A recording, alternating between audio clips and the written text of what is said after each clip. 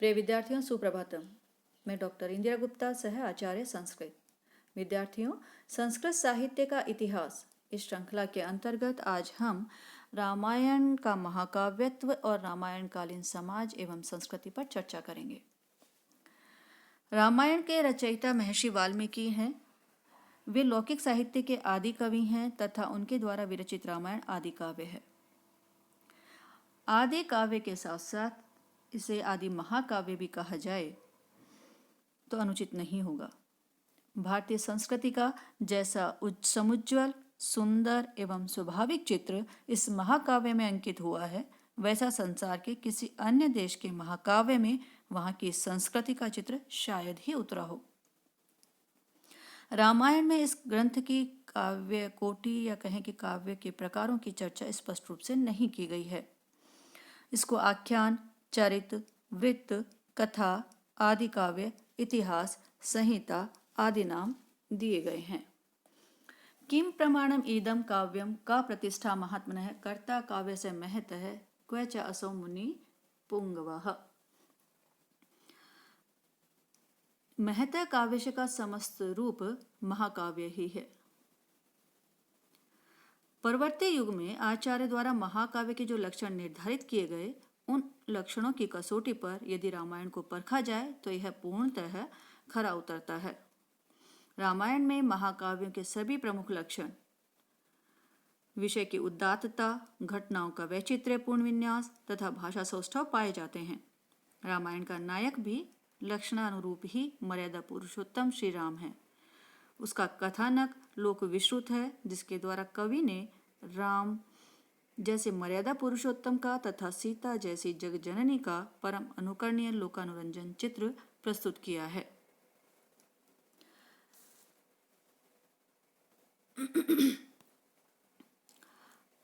जहां तक रस योजना का संबंध है, इस महाकाव्य में सभी रस प्राप्त होते हैं, जिसमें करुण, वीर एवं श्रृंगार प्रमुख है। रामायण में अंगिरस करुण है तथा अन्य रस अंगीभूत हैं। करुणा से ही रामायण की उत्पत्ति हुई है। रामायण में मानव की अंतः प्रकृति के सहज, सूक्ष्म और सुंदर विश्लेषण के साथ ही बाह्य प्रकृति के भीषण किंवा कोमल सभी दृश्यों का सजीव चित्र प्राप्त होता है।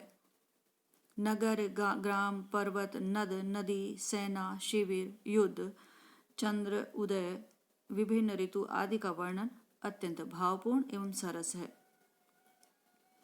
भाषा सौष्ठव की दृष्टि से देखें तो काव्य की दृष्टि में रामायण की भाषा सरल, ललित, प्रांजल तथा परिष्कृत है। प्रसाद एवं माधुर्य गुण से संपन्न वैदर्भी रीति का सुंदर रूप रामायण में प्राप्त होता है।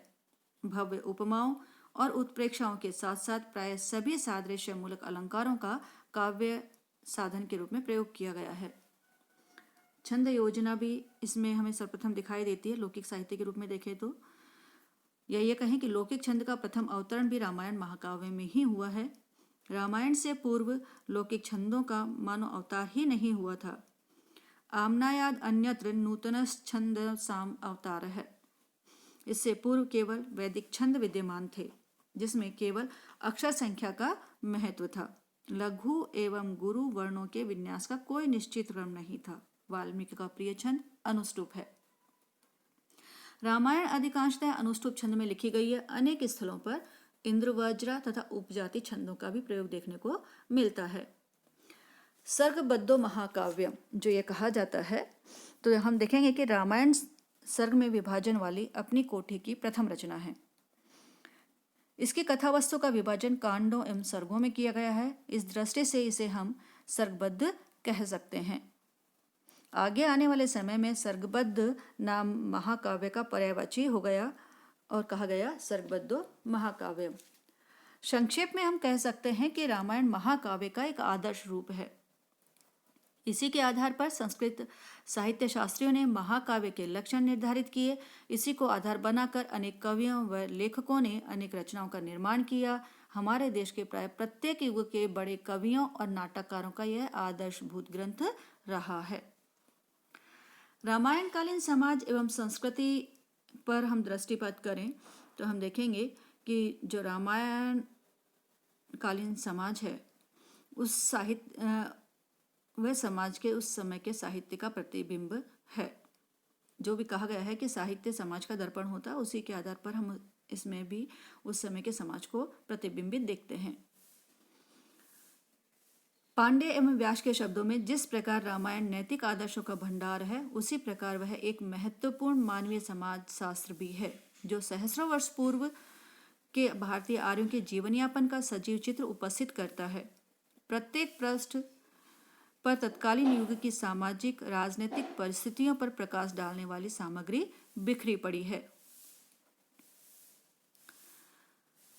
सामाजिक स्थिति पर हम देखते हैं कि रामायण के अध्ययन से ज्ञात होता है कि तत्कालीन आर्यों के सामाजिक जीवन में पारस्परिक सौहार्द, सहानुभूति, परोपकार एवं नैतिकता की उदात्त भावना थी। सभी लोग अपने अपने परंपरागत आदर्शों का पालन करने वाले, न्यायप्रिय एवं वर्णाश्रम अवस्था के परिपालक थे। उनका जीवन शांत एवं धर्मनिष्ठ था, रहन सहन सादा और खान पान सात्विक था। तत्कालीन समाज में ब्राह्मणों का सर्वोपरि स्थान था। पौरोहित्य, मंत्रणा, दंड व्यवस्था आदि का अधिकार इसी वर्ण को था। शासन करने का एकमात्र अधिकार क्षत्रिय वर्ण का था। अन्य वर्ण व्यापार, कृषि एवं शिल्प व्यवस्था में मग्न रहते थे। ब्रह्मचारी, दीन, अनाथ, तपस्वी, वृद्ध एवं अपंगों की जीवन व्यवस्था का दायित्व राजा का था। रामायण काल में स्त्रियों की स्थिति श्रेष्ठ एवं मर्यादित थी। परिवार में पत्नी का स्थान श्रेष्ठ एवं सम्मानित था। धर्मानुष्ठानों के लिए पत्नी का होना अनिवार्य था, क्योंकि वही सहधर्मचारिणी होती थी, इसलिए उसे उच्च स्थान दिया गया था। रामायण काल में यद्यपि स्वयंवर प्रथा प्रचलित थी और क्वचित अंतरजातीय विवाह भी होते थे। सीता का स्वयंवर हुआ था तथा क्षत्रिय राजा ययाति की पत्नी देवयानी ब्राह्मण पुत्री थी, परंतु सामान्यतः कन्या पितृवशा ही होती थी। वे माता पिता की इच्छा के अनुसार ही विवाह करती थी। स्वयंवर में भी पिता की आज्ञा अपेक्षित थी। विशेष स्थिति में ही इस प्रकार के विवाह हो सकते थे तथा वे निंदे भी माने जाते थे। रामायण में एक स्थल पर पितृवशा कन्याओं का यह वचन है, यस्मै नो दास्यति पिता सो न भर्ता भविष्यति। इससे सिद्ध होता है कि माता पिता की आज्ञा के विरुद्ध वरण सामान्यतः निंदनीय ही माना जाता था। गांधर्व विवाह या प्रणय विवाह सामान्यतः वर्जित था। धार्मिक स्थिति जो है देखा जाए तो रामायण कालीन समाज का मूल आधार ही धर्म था। तत्कालीन संस्कृति धर्म प्रधान थी। शासन और प्रजा का संबंध, आचरण, व्यवहार, कर्म सभी धर्म पर अवलंबित था। धर्मेण राष्ट्रम विंदेत, धर्मेण एव अनुपालयेत, धर्मेण शरण्यताम याति, राजा सर्वभयापः। उस समय भारतीय जनों के जीवन का परम लक्ष्य धर्मार्थ काम मोक्ष उपलब्धि ही था। इसलिए पुरुषार्थ चतुष्टय की प्राप्ति के लिए उन्होंने अपने जीवन काल को यथोचित ढंग से विभक्त कर रखा था। वाल्मीकि ने लिखा है कि धर्मप्राण दशरथ के राज्य में कोई असत्यभाषी, व्यभिचारी एवं दुराचारी न था। सभी वर्ण श्रुति स्मृति बोधित कर्मानुष्ठान में तत्पर रहकर अपना लोकाभ्युदय प्राप्त करते थे। सूर्य आदि देवताओं को प्रसन्न करने के लिए साधनाएं की जाती थी। गणेश, शिव, विष्णु आदि देवताओं की पूजा की जाती थी। मंदिरों में षोडशोपचार पूर्वक पूजन होता था तथा विविध उत्सवों का आयोजन होता था। वैदिक धर्म का सर्वत्र प्रचार प्रसार था। राजनीतिक स्थिति जो थी तो राज व्यवस्था का जन्म हो चुका था। उस समय राजतंत्रात्मक शासन व्यवस्था का प्रचलन था। राजा को सर्वोपरि सत्ता के रूप में स्वीकार किया जाता था। राजा को अग्नि, इंद्र, वरुण, सोम का स्वरूप माना जाता था। राजा का महत्व वहाँ इस प्रकार दिखाया गया है। राजा ही कर्ता भूतानाम, राजा चैव विनायक है, राजा सुप्तेषु जागर्ति, राजा पालयति प्रजा। इक्ष्वाकुणाम ही सर्वेषां राजा भवति पूर्वजः, पूर्वजेन अवरः पुत्रो ज्येष्ठो राज्ये अभिषिंचेत। ज्येष्ठ पुत्र की अयोग्यता अथवा दुश्चरित्रता के कारण कनिष्ठ पुत्र को भी राज्याधिकारी कहा गया है। युवराज के राज्याभिषेक की प्रक्रिया भी वहां प्राप्त होती है। रामायण कालीन यदि राजनीतिक स्थिति को देखा जाए तो जनकल्याण विधायी नियम न्यायशीला थी। रामायण में हमें जहां राजा के कर्तव्यों का निर्देश पढ़ने को मिलता है, वहाँ प्रजाजनों के राजा और राज्य के प्रति कर्तव्यों का उल्लेख भी प्राप्त होता है। अन्य रूप में हमें देखें तो रामायण में हमें 3 प्रकार की संस्कृतियाँ प्राप्त होती हैं: आर्य संस्कृति, वानर संस्कृति और राक्षस संस्कृति। रामायण में जो 3 संस्कृतियों का कथानक प्राप्त होता है, उसमें प्रथम संस्कृति आर्य संस्कृति है, जिसका केंद्र बिंदु अयोध्या है। द्वितीय संस्कृति वानर संस्कृति है, जिसका केंद्र किष्किंधा है। तृतीय संस्कृति राक्षस संस्कृति कहीं या राक्षस संस्कृति है। केवल मात्र अपनी ही रक्षा करने के कारण इन्हें राक्षस कहा जाता था। इस संस्कृति का केंद्र लंका था। इन तीनों संस्कृतियों का जिस प्रकार का चित्रण रामायण में किया गया है, उससे आर्य संस्कृति की सर्वोत्कृष्टता सहज रूप में ही झलकती है। राम, लक्ष्मण व भरत के मध्य जो आदर्श भ्रातृत्व दिखाया गया है, वह अपने आप में अद्भुत है। देशे देशे कलत्राणि देशे देशे च बान्धवाः तम तु देशम न पश्यामि यत्र भ्राता सहोदरः। अन्यथा भाई तो बाली व सुग्रीव भी थे, रावण व विभीषण भी थे, परंतु उनके बीच कहाँ था वह भाव? यही कारण है कि आर्य संस्कृति, वानर संस्कृति व राक्षस संस्कृति में जो आर्य संस्कृति है वह श्रेष्ठ कही गई है। इसी कारण से वाल्मीकि रामायण को आर्य संस्कृति का विजय ध्वज स्वीकारा जाता है।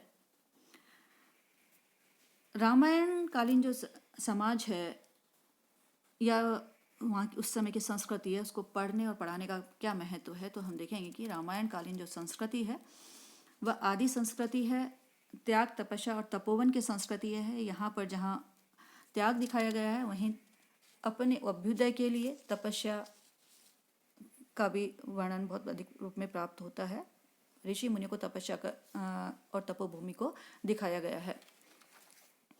ऐतिहासिक रूप से हम देखें तो रामायण में चित्रित मनु आदि राम पूर्व की परंपरा, जो राम के पूर्व की परंपरा है वह है, और सूर्यवंशी परंपरा तथा अनेक ऐतिहासिक व्यक्तित्वों एवं महत्वपूर्ण संदर्भों एवं आख्यान उपाख्यानों तथा वीर चरित्रों का ऐतिहासिक दृष्टि से महत्व है। हम उन्हें इतिहासबद्ध देखते हैं। साहित्यिक दृष्टि से देखा जाए तो रामायण एक उपजीव्य महाकाव्य है। उपजीव्य काव्य से तात्पर्य यह है कि इसे आधार बनाकर अनेक रचनाएं कवियों व लेखकों ने लिखी हैं।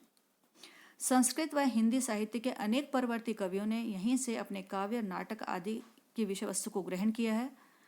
जैसे कि हम कह सकते हैं कि भास का प्रतिभा और अभिषेक नाटक, कालिदास का रघुवंशम महाकाव्य, भट्टी का रावणवध महाकाव्य, प्रवर सेन का सेतुबंध महाकाव्य, कुमारदास का जानकी हरणम महाकाव्य, भवभूति का उत्तर रामचरितम महावीर चरितम नाटक, जयदेव का प्रसन्न राघव नाटक, मुरारी का अनर्घ राघव नाटक, धीरनाग का कुंदमाला नाटक, रेवा प्रसाद द्विवेदी का सीता चरित महाकाव्य आदि ऐसे काव्य हैं जो कि जिनकी विषय वस्तु जो है या जिनका की लेखन सामग्री है वो रामायण से प्राप्त हुई है, रामायण से ली गई है। कविवर मुरारी के शब्दों में अहो सकल कवि सार्थवाहम साधारणी खल्लु इदम वाल्मीकिना सुशासित निवि। अतः कवियों में वाल्मीकि और काव्य में रामायण का स्थान सर्वोपरि है। कहा जा सकता है सदूषणापि निर्दोषा सखरापि सुकोमला नमस्तस्मै कृतानेन रम्या रामायणी कथा यावत् स्थास्यति गिरयः सरितश्च महीतले तावत् राम कथा लोकेषु प्रचरिष्यति। आगे की श्रृंखला में हम महाभारत पर चर्चा करेंगे। धन्यवाद।